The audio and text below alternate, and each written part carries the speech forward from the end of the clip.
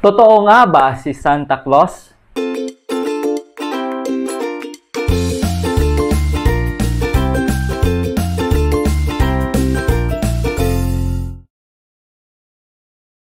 Mga ka-faith, una sa lahat gusto kong pasalamatan lahat ng mga sumuporta at bumili ng ating mga merchandise item.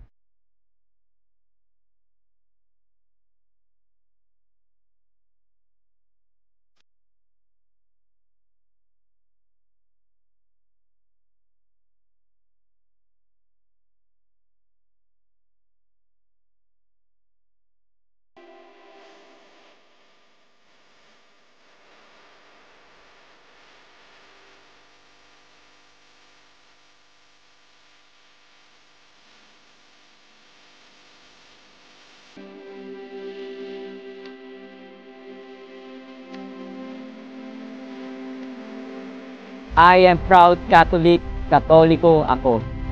Hi, my name is Adrian Milag and welcome again to my vlog. And una sa lahat, gusto kitang i-greet ng Merry Christmas.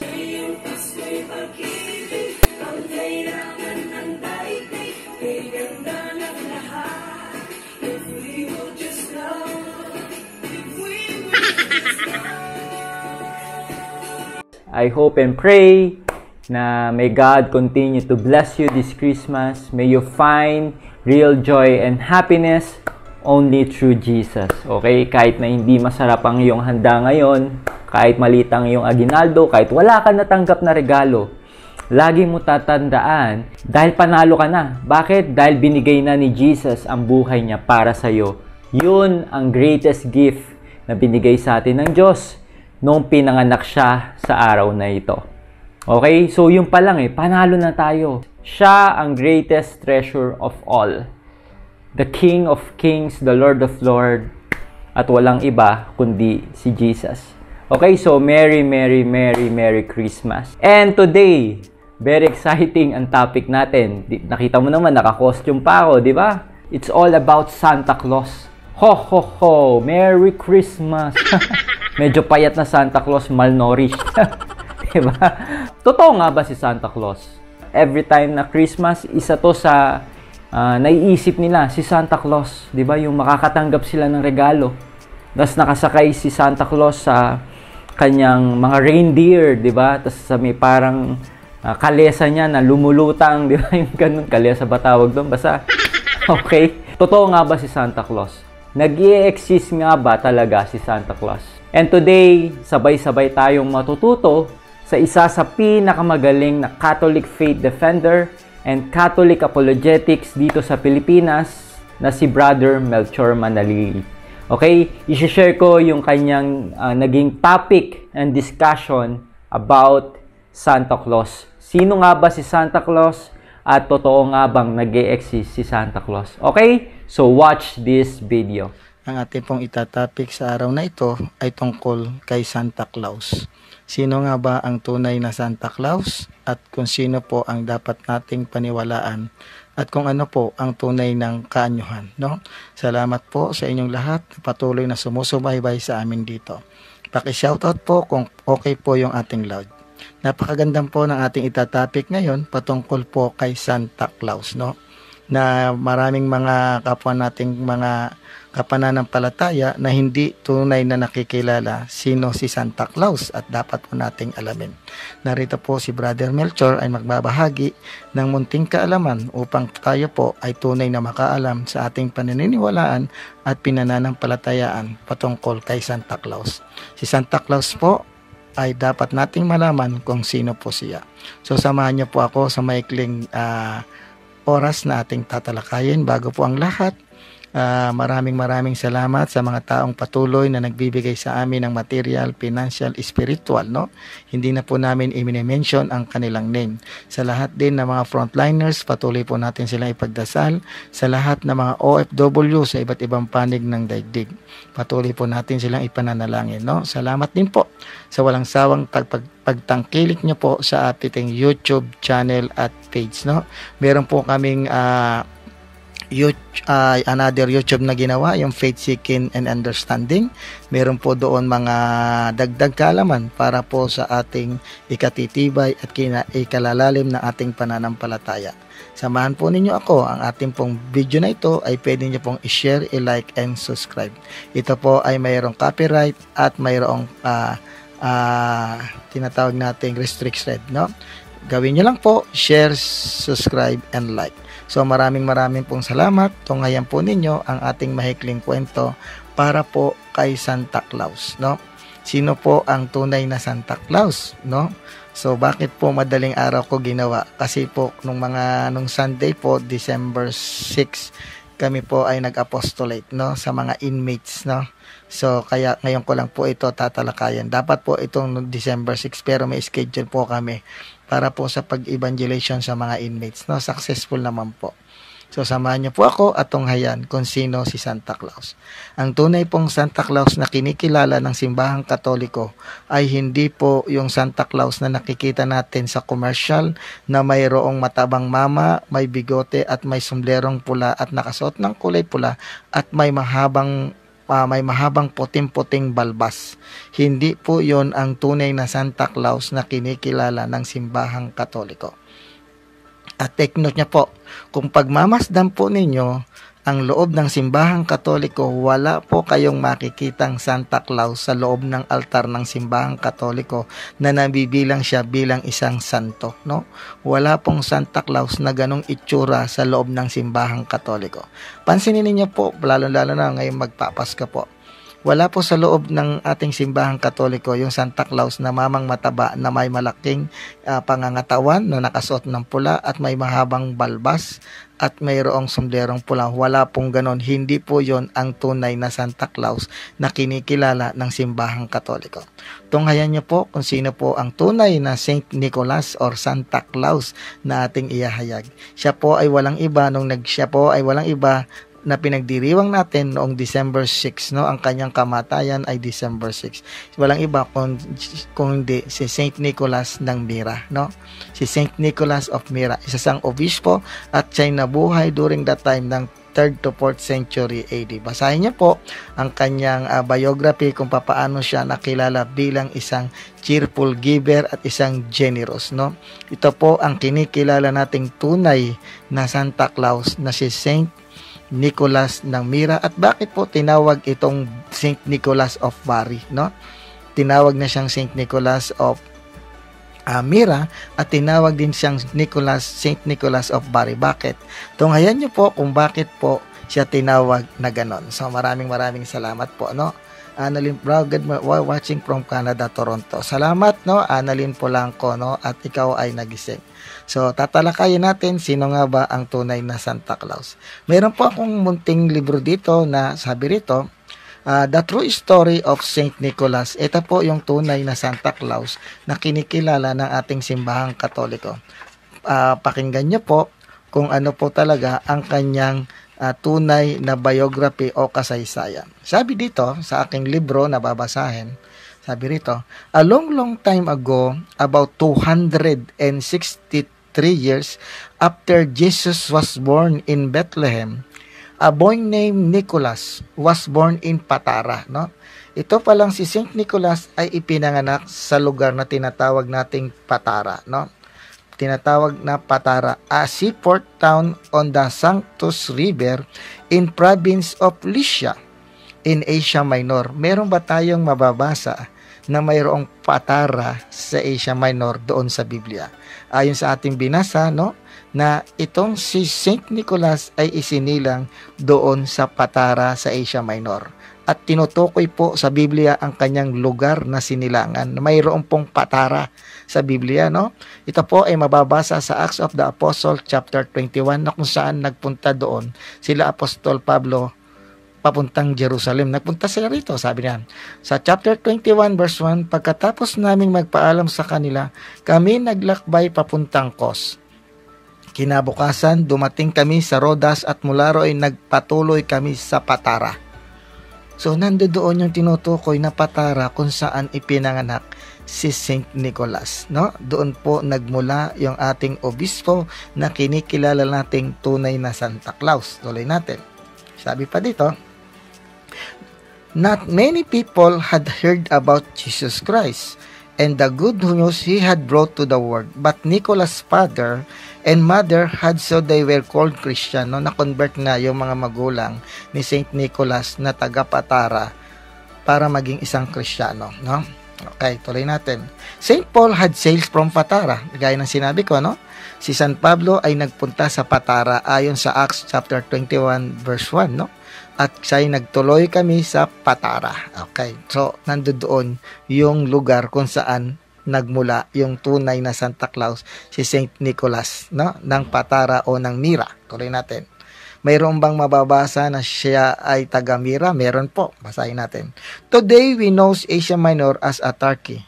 But in Nicholas' day, it was part of the Roman Empire. Sa panahon ni Nicholas, itong Patara o Mira ay sakop po ito at ito po ay na-belongs at ito po ay parte ng Roman Empire o emperor ng Roman, no? Sabi rito, the Roman Emperor Diocletian believed the Christian were bad people, no? Itong si Diocletian, isa rin po itong Christian persecutor during that time ni Saint Nicholas, no? So he often put them in prison or even had them to kill. Pinapapatay nitong si Diocletian. Nicholas grew up to the fine man whom everyone loved, no? His parents died when he was about 20. Noong 20 years old na si Nicholas, si Saint Nicholas ng Mira, no? Lycia, ito po yung ano ng Lycia, no? Meron bang Mira sa Biblia, no? Mira, lugar ng Mira, no? Basahin po natin yung Acts chapter 27 verse 5. Nandito po yung sinasabi kong Mira na kung saan isinilang si Saint Nicholas na kinikilala nating Santa Claus. 27 verse 5. Dumaan kami sa tapat ng Cilicia at Pampilya at kami dumating sa Mira, isang lungsod ng Lycia. Ayan, no?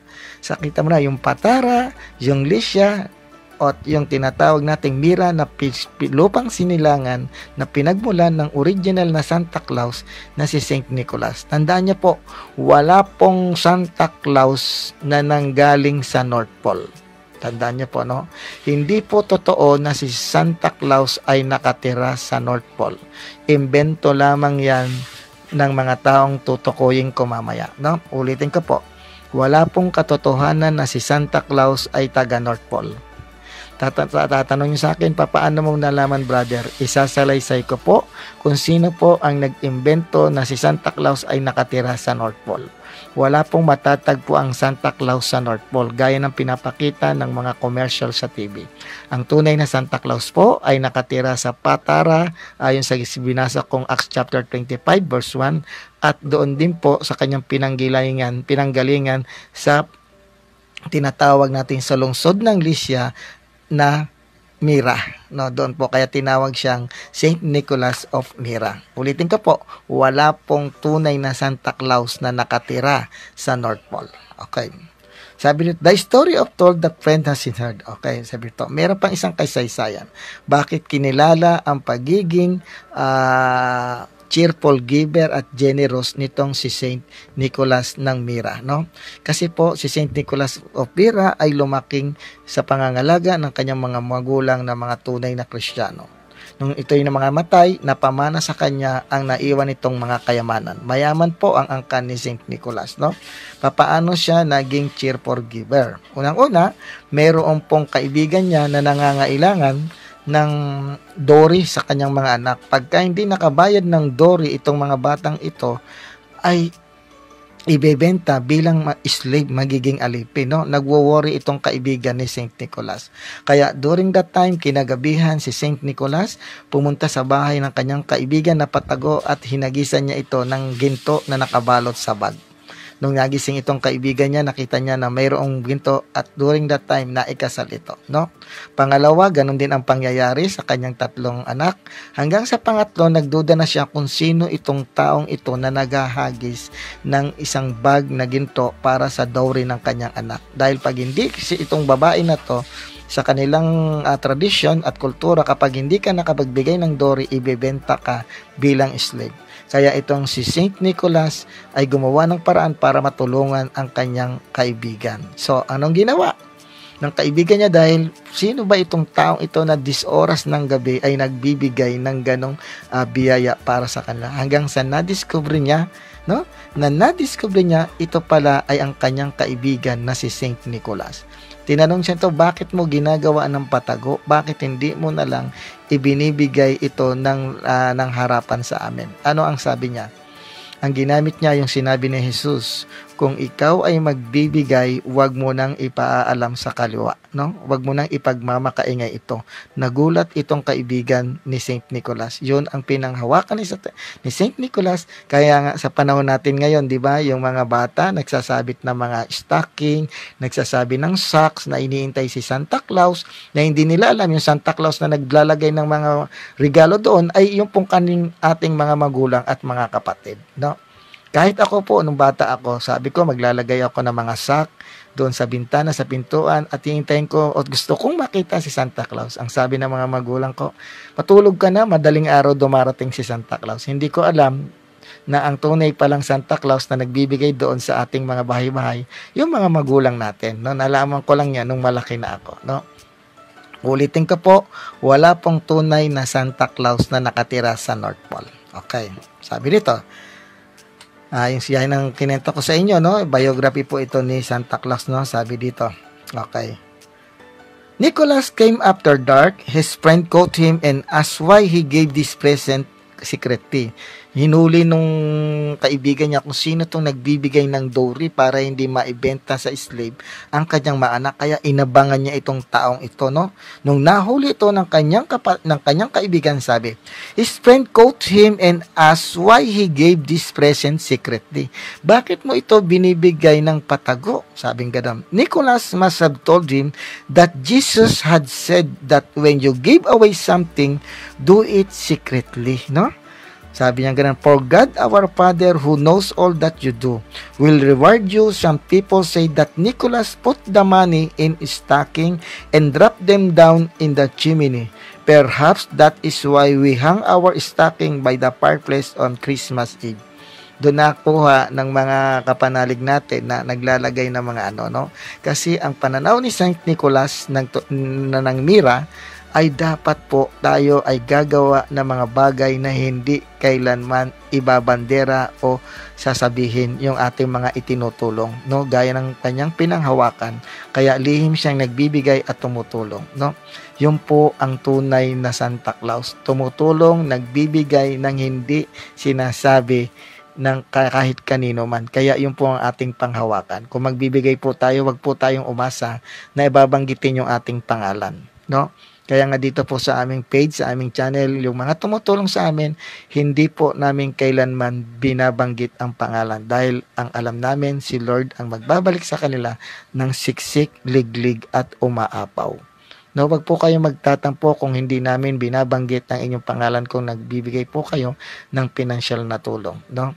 Dahil pinangangalagaan po namin na ang mga biyayang bibigay sa inyo ng Diyos ay siksik, liglig at umaapaw. Ayaw po namin ibandera yung mga kabutihang ginagawa niyo sa amin. Gaya po, yun po ay pinangahawakan ni Saint Nicholas at yun din po ang aming pinangahawakan para sa inyong mga biyaya na ibinibigay ng Diyos. Amen.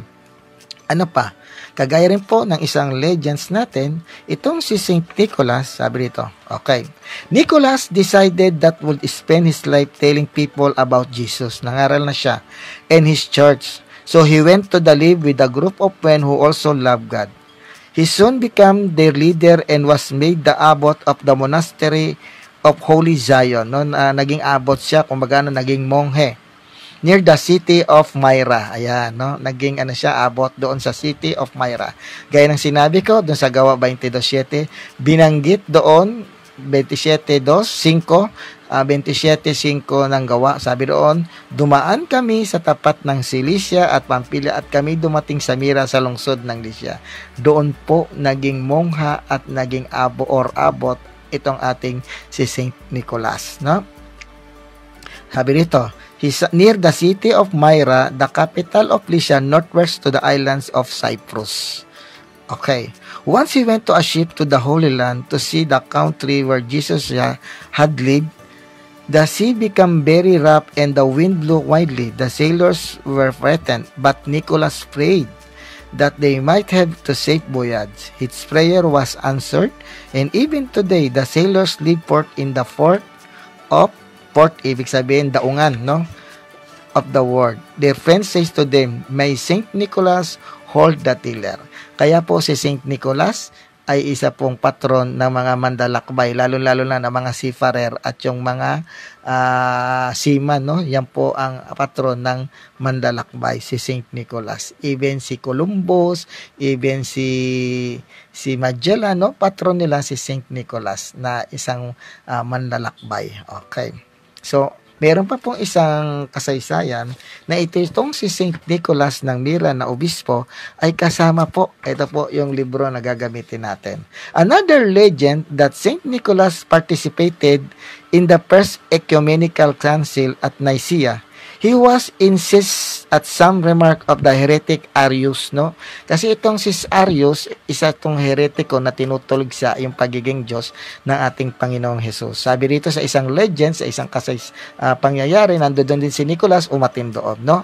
Na kina-counter niya yung stand ni Arius. Sabi dito, about Christ that the punch Arius in the nose, no? Ibig sabihin, dinunggol niya yung ilong ni Arius during the time ng debate.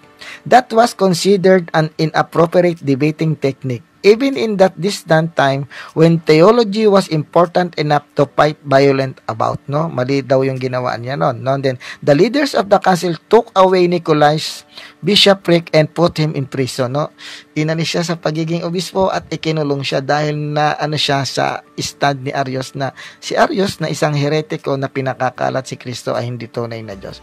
Kaya nainis siya, dinunggol niya ilong nito dahil nga merong rules doon sa debating na bawal manakit. Tinanggal siya sa pagiging obispo at siya ay kinulong. But Christ and Mary, according to this tale, appeared to those leaders. Nagpakita itong si Mama Mary at si Jesus Christ sa leader na nagtanggal kay Saint Nicholas bilang obispo. No? Ito ang pangyayari. One bearing Nicholas Somophorion, a bishop, stole marked with crosses, and the other of Book of Gospel. As a result, Nicholas' fellow bishop set him free and returned to him to office. No? Pinakawalan siya sa kulungan at ibinalik siya bilang obispo ng Myra. Ayan, no? At ito rin yung mga pangyayari na may naglalakbay na tinawag si Saint Nicholas para iligtas sila sa kanilang paglalakbay, naligtas po sila. Kaya itong si Saint Nicholas ay hindi lang patron ng pagiging mapagbigay, siya rin po ay patron ng mga manlalakbay. Ayan, yan po ang tunay na Saint Nicholas. Ngayon, meron po akong ipapakita sa inyong picture, no? Ito po, no? Ito po ang kanyang picture. Tingnan niyo po. Ayan. Ito po ang tunay na Saint Nicholas, no? At ang kanyang tunay na kasuotan na dinipik ng Peking Santa Claus ay ito po ang tunay na kasuotan ng tunay na Saint Nicholas during that time. Dahil ang mga obispo po ay nagsusuot ng mitre na red at ng damit na red. Ito po. Ayan. Ayan po ang tunay na Saint Nicholas that time, no? Kaya dinipik po iyan nito. Ito po ang nagdipik niya, no? Ito po, no? Kinounter iyan ng isang commercial na tinatawag nilang Santa Claus Kuno. Ito. So napakalayo po ng itsura ng Santa Claus na pinaniniwalaan natin, no? Sa itsura ng tunay na Saint Nicholas na Santa Claus na kinikilala ng ating simbahan. Nakita niya po, may hawak na Coca-Cola yung Santa Claus dito. Sino po ang nagpakalat ng ganitong Peking Santa Claus na nakatira raw sa North Pole? Kahit po pumunta kayo sa North Pole, wala po kayong makikitang Santa Claus na ganito ang itsura. Imbento lamang po yan.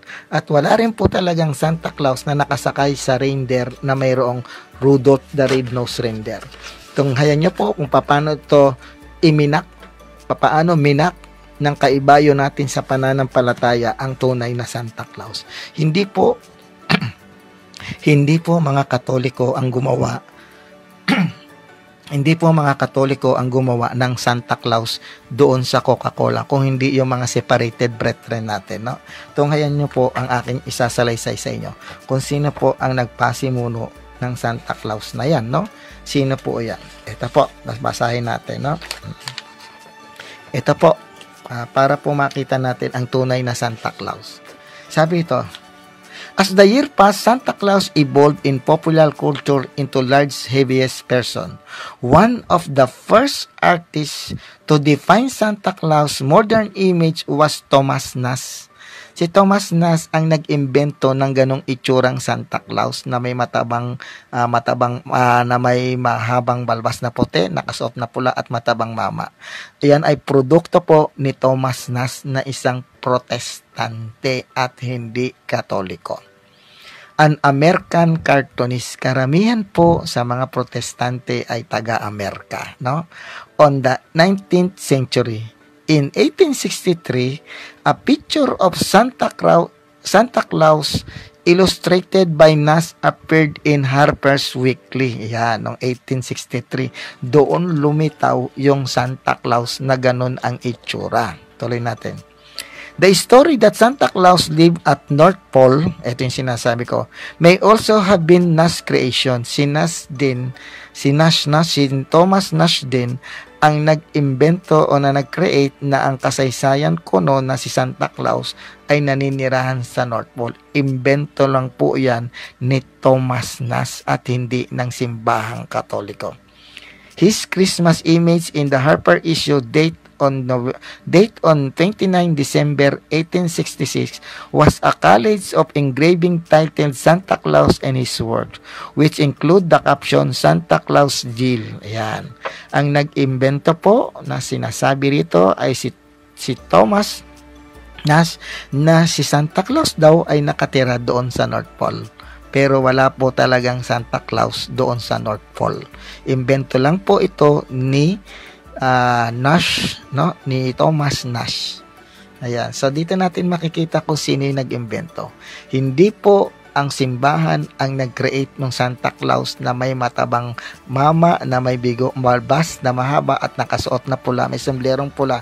Kung hindi po ito ay imbento ni Thomas Nash during that time ng 1866 at pinaniwala niya ang mga tao na itong matabang mama na to na nakasuot pula ay nakatira sa North Pole, pero wala pong matibay na basahan na itong mamang ito ay umiiral sa North Pole that time. Okay.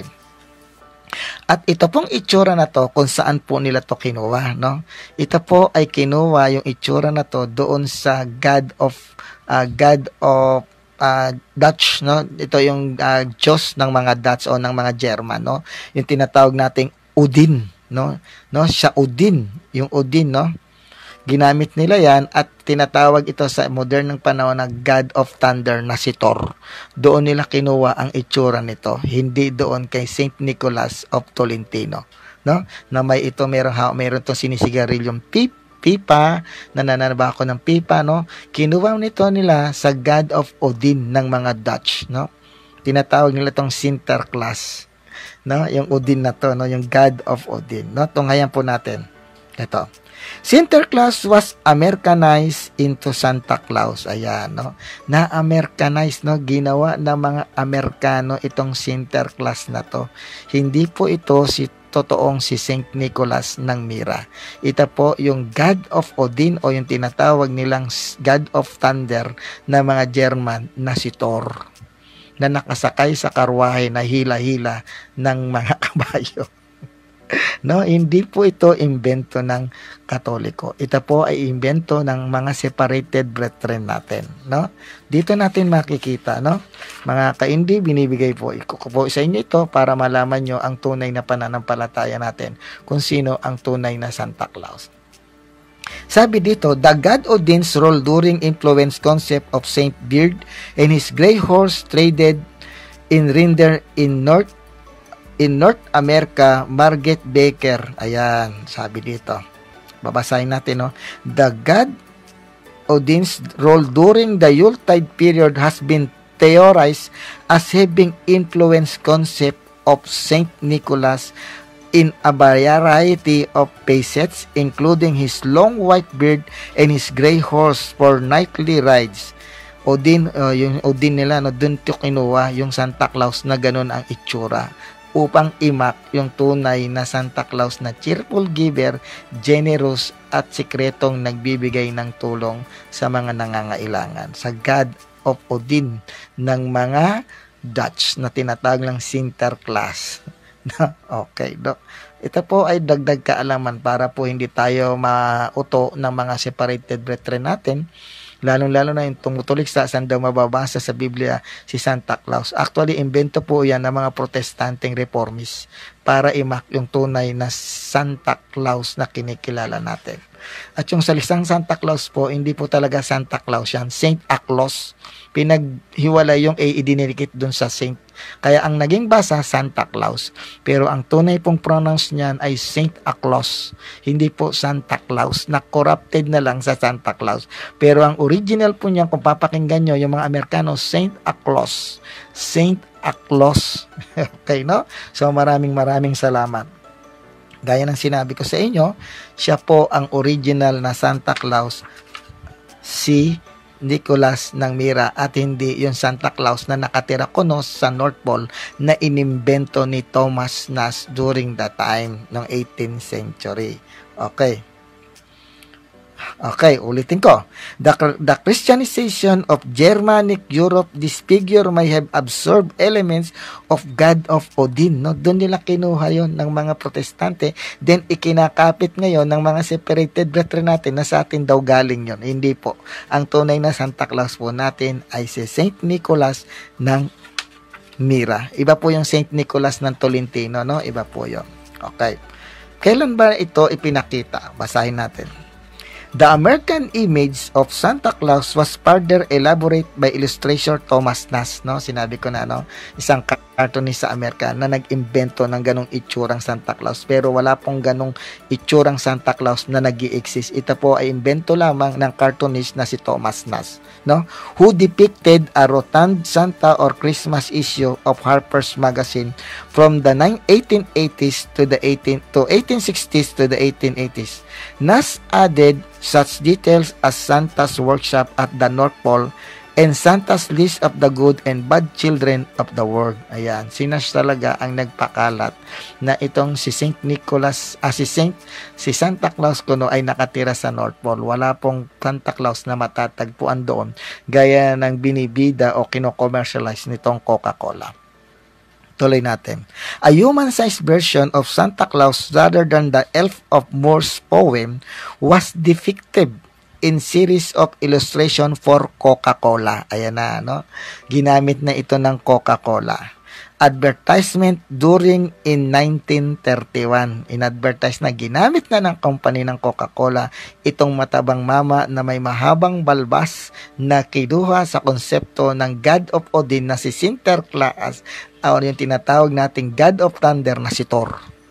Hindi po yan pinaniniwalaan ng simbahan at wala pong katuruan ang simbahan na ang tunay na Santa Claus ay ganon ang itsura gaya ng idinidepict noong Coca-Cola Company. No? Hindi po iyon. Okay. Sabi rito, Coca-Cola advertisement introduced in 1931 that introduced and made the red Santa suit an icon in modern version of the Santa Claus legend.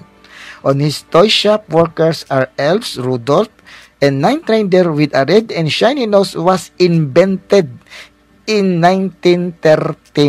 Ayan. Kaya wag po tayong maniniwala na itong Santa Claus na mayroong hilihilang mga reindeer na si Rudolph ang pinuno ay inimbento lamang ito noong 1939 by an advertisement writer for the Montgomery Ward Company.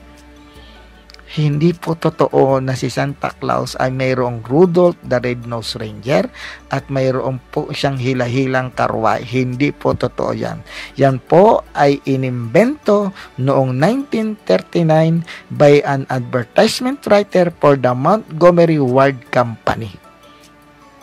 Kaya yung ibinupukol sa atin ng mga separated brethren natin, ibabalik natin sa kanila na sila mismo ang gumawa ng multong iyon at ikinakapit sa atin at ibinibintang na sa atin daw yon. Hindi po, gawa po yan ng mga protestante at hindi po ng mga Katoliko. Dito natin makikita kung kailan na-imbento yung itsura ng Santa Claus na merong hila-hila na karwahe, no? So mga kaindi, maging aware po tayo sa ating pananampalataya, no? Ulit ko po, yung nakikita nyo sa mga mall, sa mga advertisement, hindi po ganon ang tunay na Santa Claus na kinikilala ng simbahang Katoliko. At wala pong Santa Claus na ganon ang itsura sa loob ng simbahan. Another, the New York elite succeed in domesticating Christmas through a new Santa Claus tradition. Sa Amerika talaga ito ginawa para imak yung original na Saint Nicholas na Santa Claus natin. Invented by Washington Irving, ayan, no?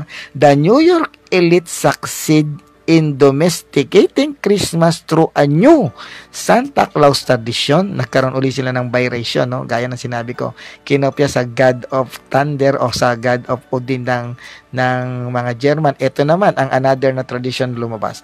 Invented by Washington Irving, John Pintard, and Clement Clarke Moore. Moore's poem was printed in the Four New Almanacs in 1824. Sabi rito, it was in the Troy, New York paper. The poem and other description of Santa Claus ritual appear in more and more local papers more than anything else.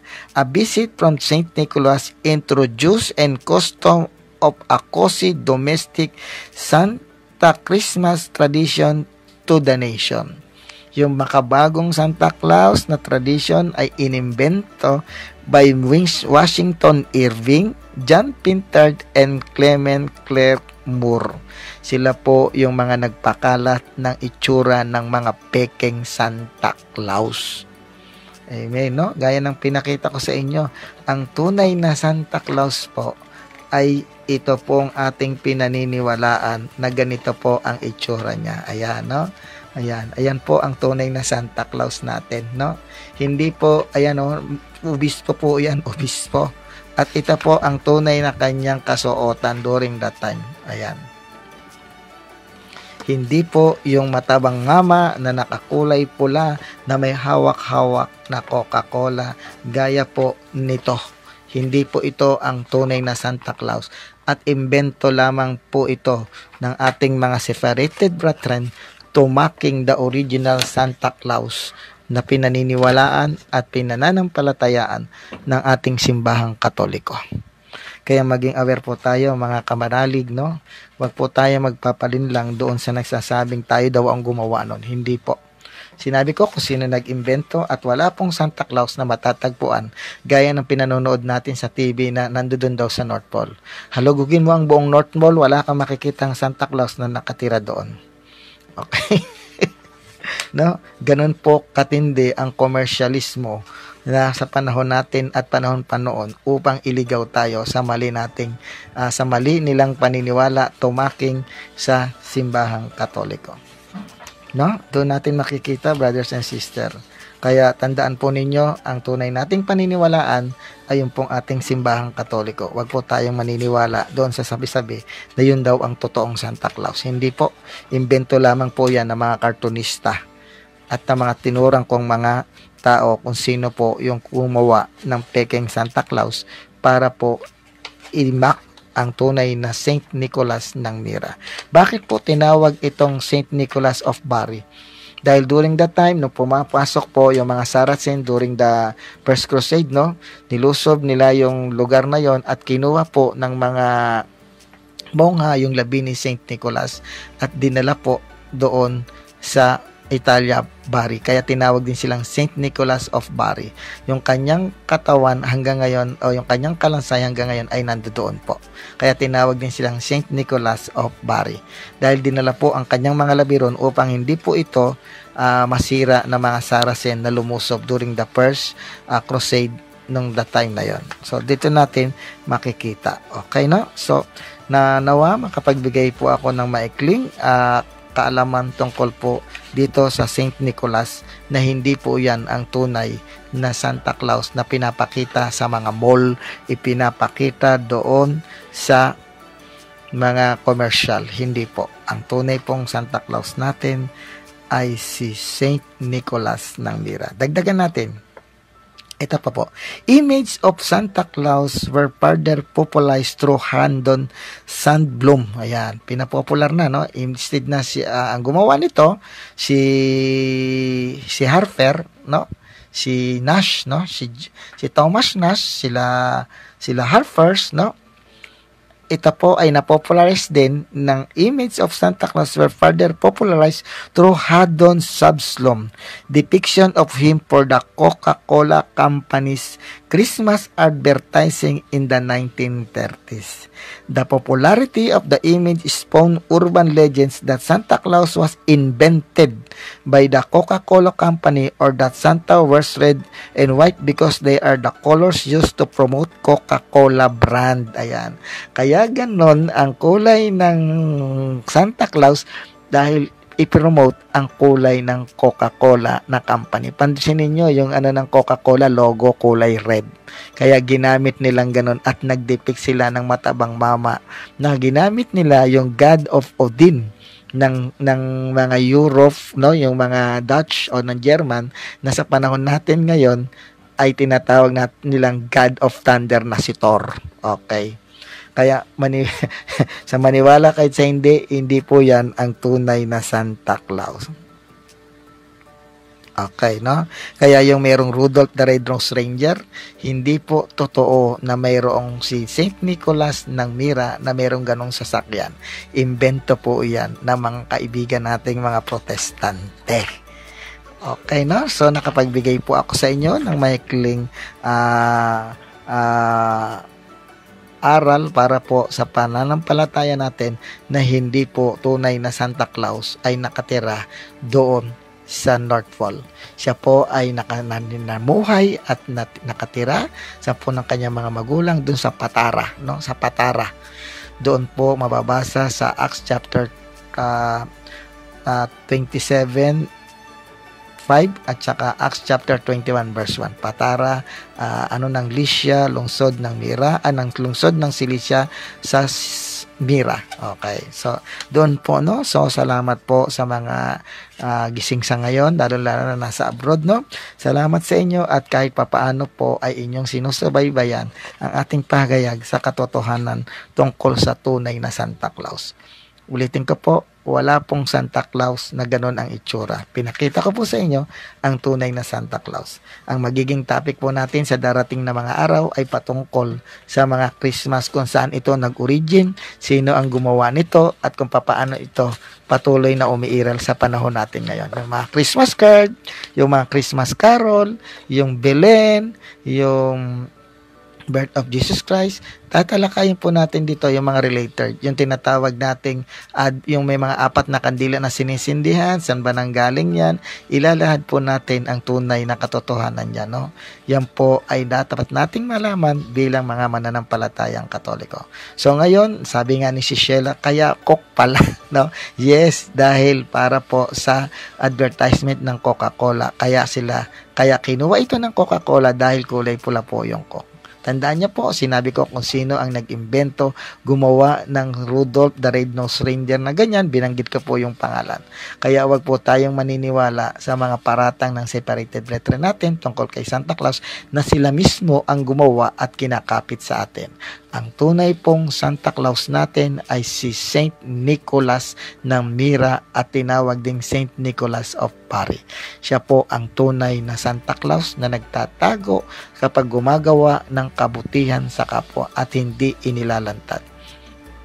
Minakma nila itong ating tunay na Santa Claus, pero pansinin niyo, hindi inalis nito yung pagiging cheerful giver ng Santa Claus na to, no? Minakma nila yung itsura nito, pero yung pagiging cheerful giver, yung pagiging mapagbigay, nandoon pa rin. Okay, natandaan niyo yan. Kaya po tayo, kung tayo gagawa, wag po nating asahan na ibabandera pa yung ating mga pangalan na tayo ay tumulong, nagbigay ng ganyan. tularan po natin si Saint Nicholas na pinanghawakan niya yung sinabi ng Diyos. Kung gagawa ka, ito ay sikreto at ang Diyos na nasa langit ang siya magbabalik sa iyo ng siksik, liglig at umaapaw. So maraming salamat mga kaindi. Babasahin ko po ang inyong mga sinasabi dito. No? Salamat po sa pagsubaybay ninyo. At nawa naging malinaw po sa atin na ang tunay na Santa Claus ay hindi po yung modelo ng Coca-Cola, kung hindi po si Saint Nicholas ng Mira. Okay, salamat po sa inyo, no? Ang sabi dito ng Annalyn Polanco, good day Bromel, happy watching from Canada, Toronto. Salamat, Annalyn Polanco. Lunch break ko, salamat. Bernard Malansay, Saulong Eguya. It's blessed day for Brother Melchor watching from Libya at sa lahat ng mga kapanalig. God bless to all. Salamat, no? Pati taga Libya nanonood sa atin, no? Si Abel Gadon. Good morning, bro. Mel watching from Kingdom of Saudi Arabia. God bless us all. Salamat. Si Pot LC o si Sheila Cortez. Salamat. Okay, salamat. Okay. Don Torres, uy, gandang umaga bro Mel, no, sure, no? Don Torres, magandang umaga rin. Sheila Cortez, si Saint Nicholas, no? Bishop, yes, obispo siya. Sheila Cortez, patron saint of sailors, nakalimutan ko na yung iba, yes, patron saint sailor din siya, no? Nandito pa po kung sino yung mga nagiging patron siya, no? Kinikilala siyang patron. Patron siya ng mapagbigay sa kanyang mga nasasakupan during that time na siya ay namuhay bilang isang tunay na tagasunod ng ating Panginoong Hesukristo. Yung kanyang mga mana sa kanyang mga bugulang, itinulong niya bilang mga dori sa mga batang mga babae na kapag hindi nakapagbigay ng dori sa kanyang pagiging mag-aasawa ay ibebenta bilang slave. Itinulong niya yon nang hindi niya sinasabi. Kaya po, pansinin ninyo, no, nagsasabi tayo ng mga stocking, ng mga medyas, inaabangan natin kung sino si Santa Claus. Ngayon, mayroon tayong mga naririnig na makanta, yung kanta ng sino si Santa Claus, ang tanong sa akin ng aming bunso na naglalambing, bakit Pasko lamang natin kapiling at nagmamahal sa atin, di ba? Kanta po yon. Pakinggan mo bunso nang malaman mo si Santa Claus ay laging naririto. Ang ganda po ng kanta na yon, no? Ang tunay na Santa Claus na nagbibigay ng mga gift sa ating mga medyas nung tayo mga bata, walang iba kundi po ang ating nanay at tatay. Hindi po yung nasa North Pole na imbento lamang ng mga kaibigan nating protestante. Okay, no? Abel Gadon, hello, Shepot LC, Cook pala. Okay, Makiri in Saint Nick pala yung Santa Claus. Yes. Don Torres, ibang klase ang lakas ng impluensya ng marketing noon pang 1935. Correct. Hanggang sa panahon natin ngayon, no? Maraming mga ganyan na ina-advertise, no? Pero hindi mo alam na ang pinag-ugatan pa nila ay hindi sa simbahang Katoliko, kung hindi gawa-gawa po ng ating mga separated brethren at kinakapit po sa atin. Nawa ang munting kaalaman na ito na ibinigay ko sa inyo kung sino po yung Santa Claus na dinipik nila na yon, yan po ay yung Odin, no? Na God of Thunder na sa panahon natin kinikilalang si Thor. Pansinin nyo yun sa Avengers. Si Thor po ay nakasuot ng kulay pulang kapa. Yun ang modernong Thor nila. Kaya wag po tayong maniniwala pagka minsan nakakabasa ko. Sabi doon, no, ito bang Santa Claus ito nakaano ba sa Biblia? Yung kanyang pinanggalingan na original na Santa Claus na si Saint Nicholas of Mira ay nandoon mismo, binanggit po na sa Patara chapter 21 verse 1 sa Patara, at doon sa Acts chapter 27 verse 5 sa Mira ng Lycia. Nandoon po ang tunay na Santa Claus na nanggaling at hindi po doon sa North Pole. So maraming salamat mga kaindino. Salamat po sa inyong lahat. Pasensya na po kayo kung bakit hindi ko po ito na-live noong December 6. Nag-evangelization po kami doon sa mga inmates, no? Di na po namin ipinopost yung mga ginagawa nating kabutihan, no? Yan po si Lord na ang magbabalik sa kanila na yan kung ano man po yung ating nagagawa. Salamat din po sa mga taong patuloy na nagbibigay sa atin ng material, spiritual support. Ganon din po, inihintay po namin yung mga picture na that family that prays together stays together, na yung pong nag-sponsor na magbibigay po ng 1,000 pandagdag sa Noche Buena ay ipadadala po namin, no? Kaya magpadala na po kayo ng mga picture, no? Salamat po. Muli ipagdasal po natin ang mga taong patuloy na humingi sa atin ng spiritual healing, physical healing, at sa lahat ng kanilang mga kahilingan. Ipagdasal po natin sila. Hanggang sa muli, maraming salamat po. By next year, doon na po tayo magkikita-kita sa ating YouTube channel. No? Mawawala na yung ating kasi medyo nakagawa tayo ng konti lang naman, no? Konting paglabag, no? Kinakailangan pala may accompany ng elder yung batang magla-live. Hindi po namin kasi alam yun, no? Kaya by next year, mga January 3rd week or 4th week ng January, magla-live na po tayo sa ating YouTube channel. Muli mga ka-indie, samahan po ninyo kami sa isa pa nating channel na Faith Seeking and Understanding. Naglalagay na po kami ron, unti-unti po kami naglalagay doon na yung hindi nyo po nakikita dito, doon nyo po makikita at magkakaroon po kayo ng mga iba pang kaalaman at pagpapalalim sa atin, no? Salamat sa inyo, no? Unuulit ka po. Nag-aantay po kami ng mga picture na magsesend po sa amin ng The Family That Prays Together Stays Together, na meron pong mag-i-sponsor niyan 1,000 po. Wala pong kaltas yun, no? Kasama na pong ihuhulog namin sa Palawan at ipadadala po yung mapipili ng aming sponsor kung sino yung picture na yon na mananalo, at padadalan po namin ng 1K na galing po sa kanya at hindi po galing sa amin, no? Salamat po at maraming salamat sa inyo, lalo na sa lahat ng mga taga-subaybay ng ating In Defense of the Truth page and YouTube channel, at ganon din po sa Faith Seeking and Understanding. Maraming salamat mga ka-indie. God bless us all. Mabuhay po tayong lahat. Viva Iglesia Katolika. Viva Cristo Rey. Ave Maria, Gracia Plena. Ngayon po sa araw na ito ay pinagdiriwang ng ating simbahan ang Immaculate Conception, no? Ang kalinis-linisang paglilihi sa ating mahal na inang Birhen Maria, no? Salamat po. Naway magsimba po tayo, manalangin at patuloy pong dumalangin sa lahat ng ating kangailangan. Advance po ng maligayang Pasko sa inyong lahat. Advance Merry Christmas po, no? Pero wag po kayong mag-alala, no?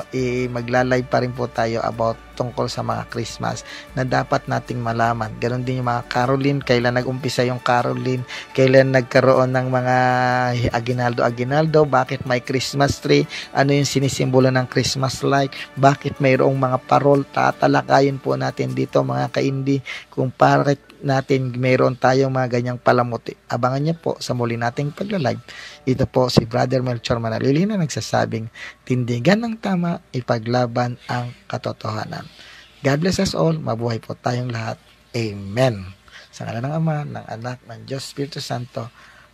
Amen. Salamat po. Hanggang sa muli nating pagkikita para po sa ating live streaming dito po sa In Defense of the Truth YouTube channel and faith. Salamat po. Amen. Ayan. Amen. I'm sure, di ba, naliwanagan ka na yes, nag-e-exist nga si Santa Claus, pero ito ay si Saint Nicholas. And dito nakuha yung concept about gift giving, di ba? Naliwanagan ka about Saint Nicholas. And if you want to support Brother Melchor Manalili in his ministry, para mapagpatuloy niya ang kanyang mission work, ang kanyang online ministry, dito sa screen na to makikita mo kung saan mo siya pwedeng masupport, matulungan. Dito sa video na to ilalagay ko yung information kung saan mo pwedeng masuportahan sa kanyang ministry, si Brother Melchor Manalili. Whatever you will give to his ministry, I'm sure na babalik yan sa'yo, siksik, liglig at umaapaw. Kasi si Lord, never yan magpapatalo sa lahat ng binibigay mo. Please subscribe sa YouTube channel ni Brother Melchor Manalili. Yan, ilalagay ko dito sa screen. In Defense of the Truth. Okay? So, subscribe lang kayo. At marami kayong matututunan sa kanyang mga vlog and video na ilalabas pa. Okay? So, thank you so much. Merry Christmas. God bless you more abundantly. Mga ka-faith, maraming salamat sa inyong suporta sa ating Katoliko Ako merchandise dahil number 1 pa rin tayo sa Shirtly Marketplace.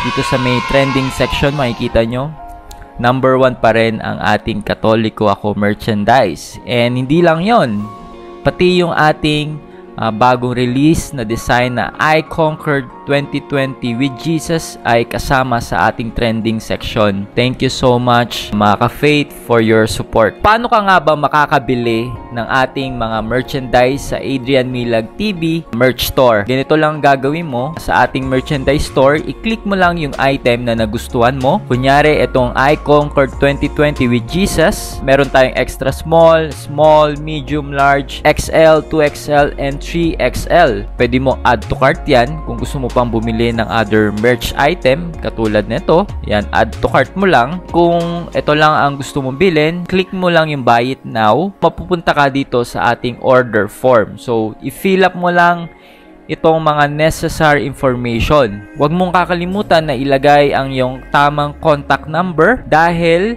merong magte-text at kukontak sa'yo na magde-deliver ng ating mga merchandise item. Okay, so pag na-fill up mo na lahat yan, punta ka lang sa may continue shipping. So, mapupunta ka na sa ating mode of payment. And good news, nagdi-deliver tayo sa buong Pilipinas. Pero ang ating cash on delivery ay available lang sa Metro Manila, Cavite, Laguna, Batangas, Bulacan, at Rizal. Outside these areas, pwede kayong magbayad through GCash, DragonPay, PayPal, and credit card. At nagdi-deliver din tayo international. Kung saan at paano ka pwedeng makabili ng ating mga merchandise item, ang link ay nasa baba sa may description ng video na to. At ilalagay ko din yung link dyan sa may comment section. I-click mo lang yon. Pwede ka rin mag-message sa akin sa aking Facebook page sa detalye kung saan ka pwedeng makabili sa ating mga merchandise item. So that's it. Thank you for watching this video. I hope na na-bless at na-inspire ka dito sa aking vlog. Make sure na i-like mo at mag-comment ka sa baba ng video na to at mag-subscribe ka sa aking YouTube channel para lagi kang updated sa mga bagong vlog na gagawin ko. At huwag mo din kakalimutan na i-like ang aking page. So this been Adrian Milag, encouraging you to live your life to the fullest. God bless you more abundantly.